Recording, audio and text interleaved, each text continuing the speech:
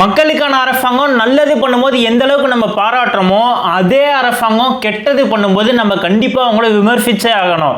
ஏன்னா main stream மீடியாக்கள்லாம் இதை பத்தி அவ்வளவுக்கு பேசவே மாட்டேங்கிறாங்க. ஏன்னா அவங்கள பொறுத்த வரைக்கும் இந்த விஷயம்ன்றது ஒரு செய்தி, ஆனா நம்மளை பொறுத்த வரைக்கும் இந்த விஷயம்ன்றது நம்ம கன்னியாகுமரி மக்களுடைய வலி. இன்னைக்கு இந்த வீடியோல நான் ஆளும் கட்சியான தமிழக வெற்றி கழகம் விஜய் அவர்களுடைய அரசாங்கத்தை விமர்சிக்கிறேன் நீங்க நினைச்சா கூட பரவாயில்ல. இந்த தப்பை இவங்க மட்டும் பண்ண கிடையாது. இதுக்கு முன்னாடி இருந்தாங்கல்ல திமுக, ஸ்டாலின் அவர்களுடைய அரசு கூட இதே மாதிரி தான் பண்ணிட்டு இருந்தாங்க. ஸோ நம்ம அரசாங்கத்தை விமர்சிச்சு எந்த ஒரு பிரயோஜனமும் இல்லைன்றது தெரிஞ்சு போச்சு. இந்த இடத்துல நம்ம யாரை பத்தி கவலை பண்ணோம் அப்படின்னா அங்க வாழக்கூடிய கன்னியாகுமரி மக்கள், நம்ம சொந்தங்கள் எவ்வளவு கஷ்டப்படுறாங்க, இதுல எவ்வளவு பாதிக்கப்படுறாங்க அப்படின்றத பத்தி தான் பேச போறோம். அதுக்காக அரசாங்கத்துக்கும் இதுக்கும் எந்த சம்பந்தமும் இல்லையா வெற்றி நீங்க கேட்காதீங்க. அரசாங்கம் நினைச்சாங்க அப்படின்னா இந்த மக்கள் படுற கஷ்டத்துல இருந்து அவங்கள மீட்டெடுக்க முடியும். கன்னியாகுமரி முக்கடல்கள் சந்திக்கக்கூடிய ஒரு அழகான நிலப்பரப்பு. அப்பேற்பட்ட அமைதியான கடற்கரை கடியில பல லட்சம் கோடி ரூபாய் பொக்கிஷம் ஒளிஞ்சிருக்கு. அந்த பொக்கிஷம் தான் நாளைக்கு நம்ம இந்தியாவை வல்லரசு நாடா மாற்ற போகுதுன்னு இந்தியாவோட மத்திய அரசாங்கமே சொல்றாங்க. ஆனா அதே பொக்கிஷம் 8 கிராமங்களை சுருக்கி அப்படியே கடலுக்குள்ள கொண்டு போயிடும்னு அங்க இருக்கக்கூடிய மக்களும் மீனவர்களும் போராடுறாங்க. இதை விட பெரிய ஹைலைட் என்ன தெரியுமா? போன 2024 வருஷம் 2 வருஷத்துக்கு முன்னாடி தமிழக வெற்றி கழகம் ஒரு தீர்மானம் போடுறாங்க. ஆனா இப்போ 2026 ஆளும் கட்சியா இருக்கக்கூடிய தமிழக வெற்றி கழகம் இந்த திட்டத்துக்கு இன்னும் நிலத்தை விரிவுபடுத்திக்கோங்கன்னு சொல்லி அனுமதி தராங்க. இதோட ஒரு பெரிய கொடுமை எங்கேயாவது இருக்குமான்றது எனக்கு தெரியல. இந்த வீடியோல என்ன பார்க்க போறோம்னா கன்னியாகுமரி மாவட்டத்தில் IREL ப்ராஜெக்ட் நடத்துறாங்கல்ல, அதோட டேட்டா எவ்வளவு இடம் கொடுத்துருக்காங்க, எந்த அளவுக்கு பரப்பளவு யூஸ் பண்ண போறாங்க, இவங்களோட இலக்கு என்ன, டார்கெட் எவ்வளவு மண்ணு கொள்ளையடிக்க போறாங்க, எதனால கவர்மெண்டே பிடிவாதம் பிடிக்குது இந்த இடத்துல தான் நாங்க இதை எடுப்போம் அப்படின்னு சொல்லி ஏன் சொல்றாங்க, அந்த இடத்துல வாழக்கூடிய அழிவின் விளிம்பில் வாழக்கூடிய மக்களுடைய போராட்டமோ சுற்றுச்சூழல் எந்த அளவுக்கு பாதிக்குது, மீனவர்கள் இவங்க எல்லாருமே ஏன் போராடிட்டு இருக்காங்க, அரசியல் முரண்பாடுகள், இந்த விஷயத்தை வச்சு அரசியலுக்குள்ளார எக்கச்சக்கமான முரண்பாடுகள் எல்லாமே நடந்துட்டு இருக்கு. ஜனநாயக படுகொலை மக்களுக்கு எதிராக நடந்துட்டு இருக்கு. இது எல்லாத்த பத்தி தான் இந்த வீடியோல டீட்டெயிலா பேச போறோம். நீங்க என்ன நம்ம வாய்ஸ் ஆர்மி கேங்ல ஜாயின் பண்ணல அப்படின்னா இப்பவே வாய்ஸ் ஆஃப் வெற்றி சேனலை சப்ஸ்கிரைப் பண்ணி நீங்களும் நம்ம கேங்கோட ஜாயின் பண்ணிருங்க. நம்ம கேங்ல 2054 பேர் இருக்கும். ஸோ நீங்களும் நம்ம கேங்கோட ஜாயின் பண்ணி தெரியாத உண்மையை தெரிஞ்சுக்கோங்க. டைரக்டா வீடியோக்குள்ள போலாமா? ஐ எம் வெற்றி, உங்களை வாய்ஸ் ஆஃப் வெற்றி சேனலுக்கு வரவேற்கிறேன். We are united for truth. உண்மை ஏறிய வாருங்கள்.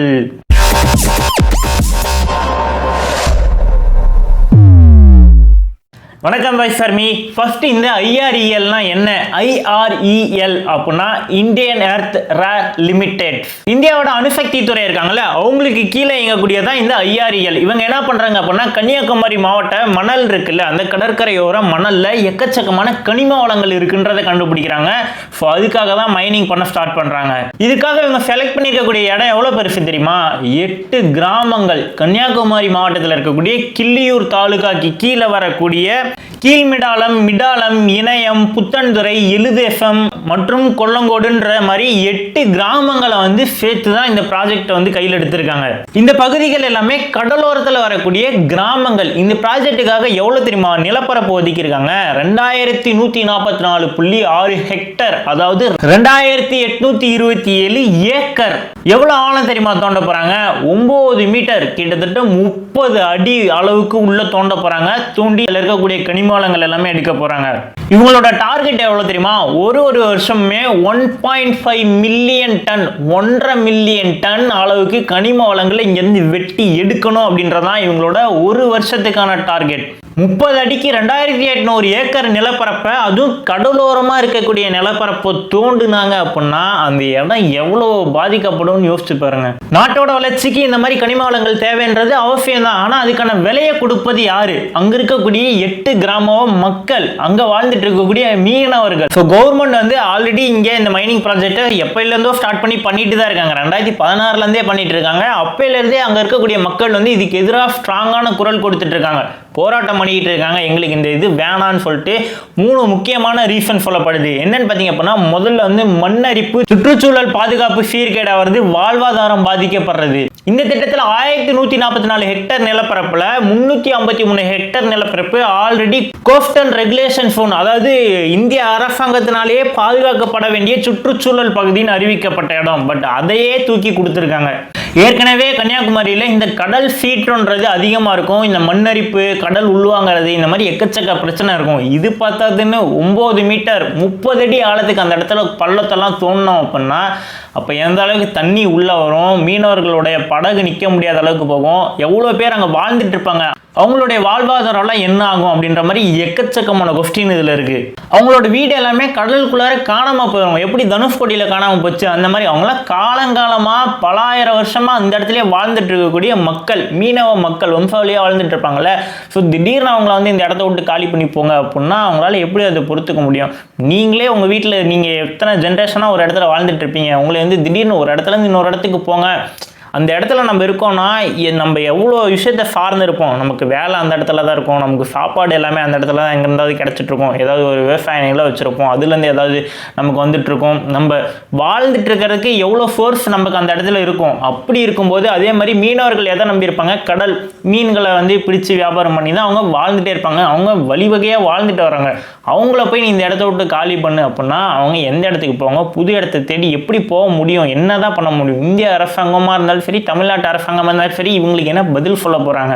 சரி, அந்த மக்களுக்கு தான் உங்களால் பதில் சொல்ல முடியாது அப்படின்னா இவ்வளோடைய ஆழத்துக்கு பழம் தோணும்போது கண்டிப்பாக கடல் நீர் உள்ளே தான் வரும். அப்படி வரும்போது குடிநீர் இருக்குல்ல, நிலத்தடி நீர், நல்ல நீரோட இந்த உப்பு நீர் கலந்து குடிக்கக்கூடிய குடிநீரும் உப்பு நீராக மாறதுக்கு அதிக வாய்ப்பு இருக்குது. அந்த இடத்துல மக்கள் விவசாயம் பண்ணிட்டு இருப்பாங்கல்ல, நிலத்தடி நீரவே பேஸ் பண்ணி விவசாயம்லாம் பண்ணி வாழ்ந்துட்டு இருப்பாங்கல்ல, அவங்களுடைய நிலைமை என்ன ஆகும்? விவசாயம் பண்ணுறதுக்கு தகுதியற்ற நிலமாக மாற்றப்படும். நிலத்தடி நீர் உப்பு தனியாக மாறிச்சு அப்படின்னாலே குடிக்கிறதுக்கு ஒரு சொட்டு கூட நல்ல தண்ணி நீருன்னு இருக்காது. அந்த இடத்துல விவசாயம் பண்ணக்கூடிய நிலம் தகுதியற்ற நிலமா மாறும். மூணாவது என்னன்னா கதிர்வீச்சு அபாயம். அந்த நிலத்துல வந்து தோண்டி எடுக்கக்கூடிய மோனோசைட்னு ஒரு கனிமம் இருக்கு, அதுல இருந்து தோரியம்னு இன்னொரு கனிமத்தை பிரிச்செடுப்பாங்க. அப்படி பிரிச்செடுக்கும் போது அந்த இடத்த சுற்றி ஃபுல்லாவே கதிர்வீச்சு, அதாவது ரேடியேஷன் ஏற்படும். இதனால அங்க வாழக்கூடிய மக்களுக்கு புற்றுநோய், கேன்சர் வர்றதுக்கு வாய்ப்பு இருக்கு, எல்லா பிரச்சனையும் வர்றதுக்கு வாய்ப்பு இருக்கு. அங்க இருக்க மக்கள் உயிரோடவே இருக்க முடியாது. இதெல்லாம் நான் சொல்லலைங்க, ஆல்ரெடி இந்த மாதிரி பண்ணீங்க அப்படின்னா இதுல இவ்வளோ பிரச்சனை இருக்குன்னு சுற்றுச்சூழல் ஆர்வலர்கள் கடுமையாக எச்சரிக்கிறாங்க. தன்னோட தாய் நிலத்தை காப்பாற்றிக்கணும், தன்னோட வாழ்வாரத்தை காப்பாற்றிக்கணுன்றதுக்காக தான் அங்கே இருக்கக்கூடிய கன்னியாகுமரி 8 கிராமங்களை சேர்ந்த மக்கள் ரொம்பவே போராடிட்டு இருக்காங்க. இந்த போராட்டம் 1 வருஷத்துக்கு மேலே நடந்துட்டு இருக்கு. சரி, நமக்கு ஒரு கொஸ்டின் வரும், இங்கே வாழக்கூடிய மக்களுக்கு இவ்வளோ பிரச்சனை இருக்குன்னு அரசாங்கத்துக்கு தெரியுது, அப்படி இருக்கும்போது ஏன் வெற்றி அந்த அரசாங்கம் இங்கே இருக்கக்கூடிய கனிம வளத்தில் தோண்டி எடுத்தே ஆகணும்னு பிடிவாதம் பிடிக்கிறாங்க அப்படின்னு நமக்கு ஒரு கொஸ்டின் இருக்கும். அதுக்கு காரணம் என்னன்னா இந்த மண்ணுக்குள்ளார எக்கச்சக்கமான கனிம வளங்கள் இருக்கு. அது என்னென்னு சொல்கிறேன். ஃபர்ஸ்ட் பார்த்தீங்க அப்படின்னா மோனோசைட், அப்புறம் ரெண்டாவது இலுமினைட், ரூட்டைல், சிர்கான், கார்னெட் மற்றும் சிலிமனைட். இவங்க எல்லாமே பார்த்தீங்க அப்படின்னா நாட்டோட எதிர்காலத்தில் பாதுகாப்புக்கு எந்த அளவுக்கு தேவைப்படக்கூடிய அந்த பொருட்கள் எல்லாமே செய்வோம் இல்லையா. ஸோ அதுக்கு வந்து ரொம்ப முக்கியமான தேவை இந்த கனிமங்கள் எல்லாமே.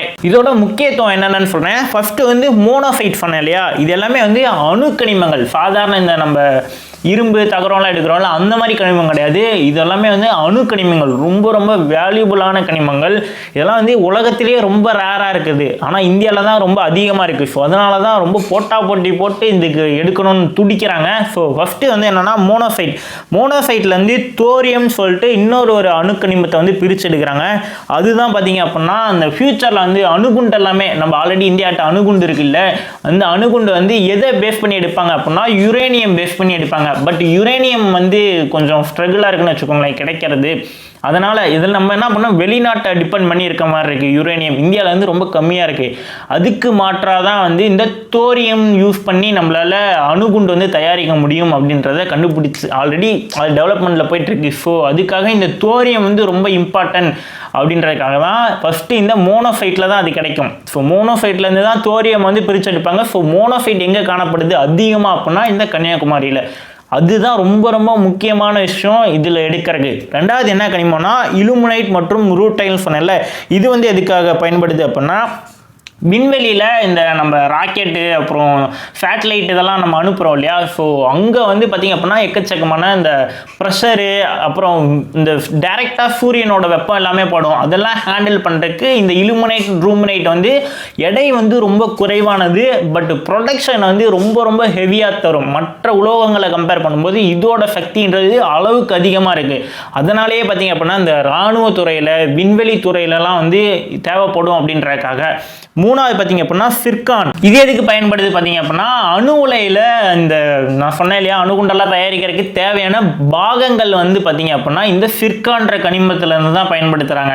அது மட்டும் இல்லாமல் செராமிக் பொருட்கள், நம்ம இந்த செராமிக் தட்டு கப்பு எல்லாமே பயன்படுத்துகிறோம் வீட்டில். ஸோ இந்த மாதிரி பொருட்கள் எல்லாமே தயாரிக்கிறதுக்கு தேவையான இந்த சிர்கான்ற கனிமமும் இந்த மண்ணில் அதிகமாக இருக்குது. இதெல்லாம் பார்த்தாதுன்னு இப்போ ரீசெண்டாக 2026-27 ஈவி இருக்குல்ல, எலக்ட்ரானிக் வெஹிக்கிள்லாம் தயாரிக்கக்கூடிய ஒரு ரேர் எர்த் எலிமெண்ட், அதாவது அரிய வகை காந்தங்கள். இந்த பேட்டரிலாம் இருக்குல்ல, எலக்ட்ரிக் வெஹிக்கிளோட பேட்டரிக்குள்ளே இருக்கக்கூடிய அந்த தாது கனிமங்கள் எல்லாமே வந்து இந்த மண்ணில் அதிகமாக இருக்குன்றதை கண்டுபிடிச்சிட்டாங்க. ஸோ அதனாலே 7258 கோடி ரூபா ஒதுக்கியிருக்காங்க. இங்கேருந்து மைன் பண்ணி அந்த கனிமங்களை எடுக்கிறதுக்காக இந்திய அரசாங்கமே ஒதுக்கியிருக்காங்க. இதன் மூலயமா நம்ம வந்து மற்ற நாடுகள் எஸ்பெஷலி சீனாட்டிலேருந்து தான் அதிக பேட்டரிஸ் நம்ம இம்போர்ட் பண்ணி வாங்கிட்டு இருக்கோம். ஸோ அவங்களோட உதவி நமக்கு தேவைப்படாது, இனிமேல் நம்ம இங்கேருந்தே மைன் பண்ணி எல்லாம் எடுத்துக்கலாம் அப்படின்ற மாதிரி இந்திய அரசாங்கமே இதை கொடுத்துருக்காங்க. அதாவது மற்ற நாடுகள் கிட்ட இந்த மாதிரி எந்த ஒரு விஷயத்துக்காக இருந்தாலும் சரி, கனிமங்கள் தயாரிக்கணும், எனக்கு வந்து பேட்டரிஸ்க்காக அது வேணும் இது வேணும்னு சொல்லிட்டு, அப்புறம் இந்த ஆயுதங்கள்லாம் தயாரிக்கணும்னு சொல்லிட்டு ரஷ்யா கூட அமெரிக்கா கூட அப்புறம் ஈரான் கூட இந்த மாதிரிலாம் நம்ம அக்ரிமெண்ட் போட்டு அவங்கள்ட்ட இம்போர்ட் பண்ணி வாங்கிட்டு இருக்கோம்ல, அதெல்லாமே வந்து இனிமேல் நமக்கு அவசியப்படாது.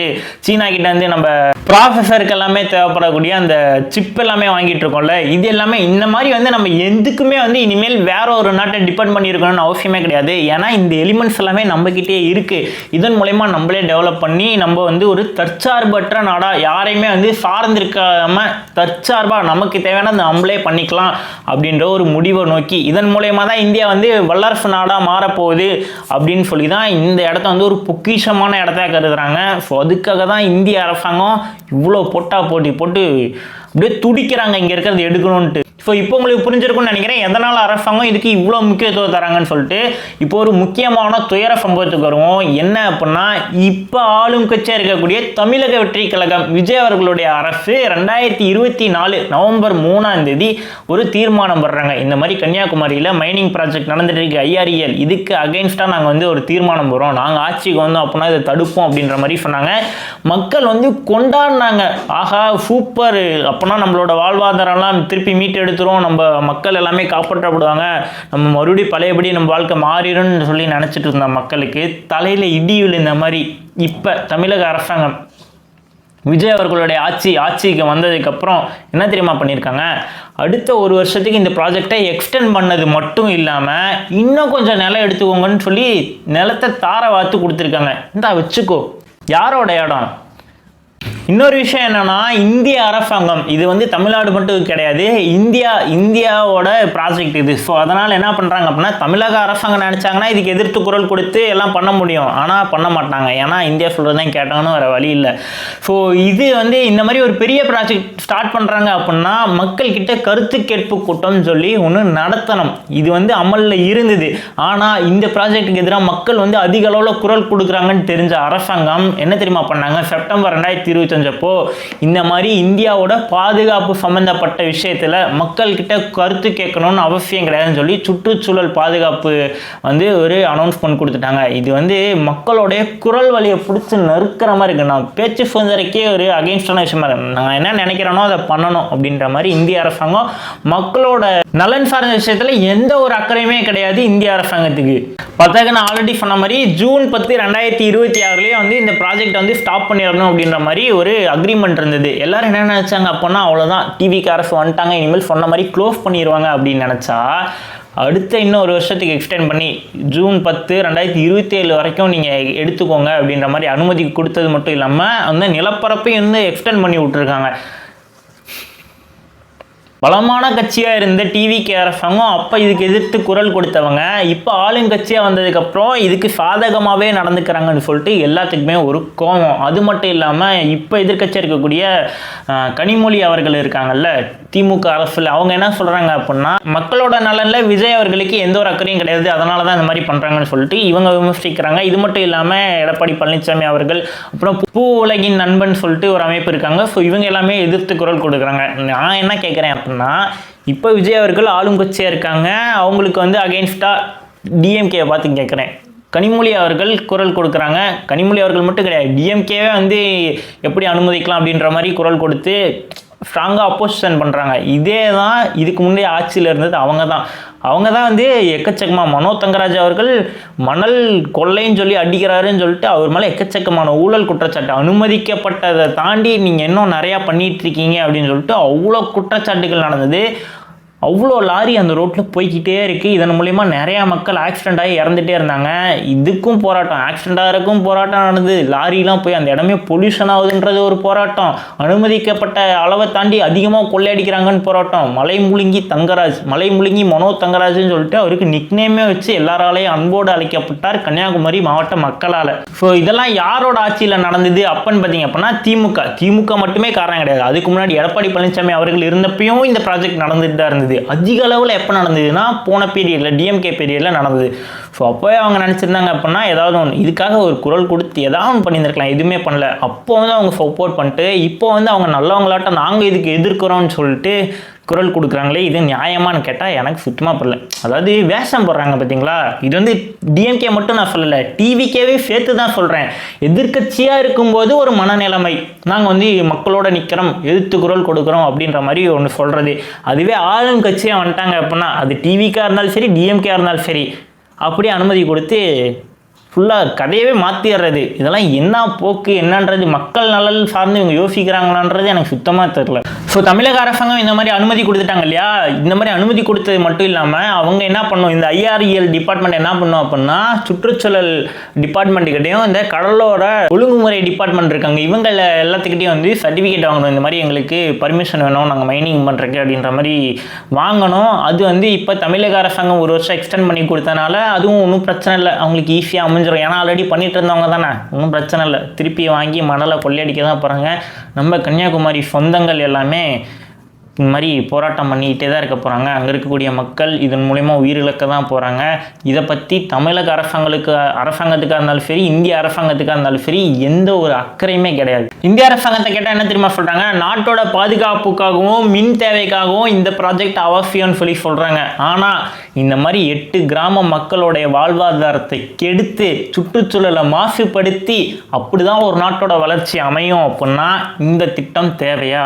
இதெல்லாம் யாருக்கான வளர்ச்சி? ஒரு நாடு கனிம வளத்தை பயன்படுத்தி தான் முன்னேறணும் அப்படின்னா அந்த நாடு வளர்ச்சான்னு கேட்டீங்க அப்படின்னா அது மட்டும் கிடையாது, அந்த நாட்டு மக்களுடைய பாதுகாப்புலையும் அடங்கி இருக்கு.